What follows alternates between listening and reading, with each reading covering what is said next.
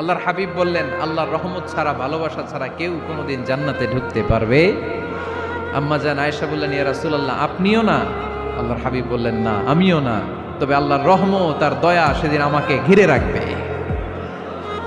মান নুকিশা উযযিবা, যার হিসাব আল্লাহ সেদিন চাইবেন সে ধরা খেয়ে যাবে। সব সময় আল্লাহর কাছে এই দোয়াটা যেন আমরা করি, আল্লাহ কিয়ামতের দিন তুমি আমার হিসাব নিও না,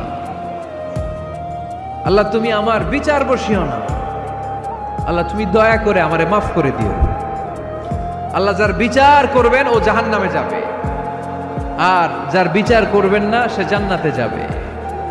আল্লাহ যদি বিচার করে আর পাই টু পাই হিসাব নেয়, নামাজ পড়লি না কেন, রোজা রাখলি না কেন, মিথ্যা বললি কেন, খাদ্যে ভেজাল দিলি কেন, মাছে ফরমালিন দিলি কেন, যৌতুক খাইলি কেন, ঘুষ খাইলি কেন, উল্টাপাল্টা করলি কেন, জিনা করলি কেন, একটার পর একটা প্রশ্ন বানে যদি সেই ভয়ঙ্কর দিনে আল্লাহ আমাদেরকে জর্জরিত করে, আমাদের কোনো উত্তর আছে? সেদিন আমাদের বাঁচার কোনো উপায় আছে? তাই আমরা সবাই আল্লাহর কাছে দোয়া করবো, আল্লাহ কোনো বিচার টিচার মানি না, কোনো বিচার করতে পারবো না, দয়া করবা। কথা কয় না?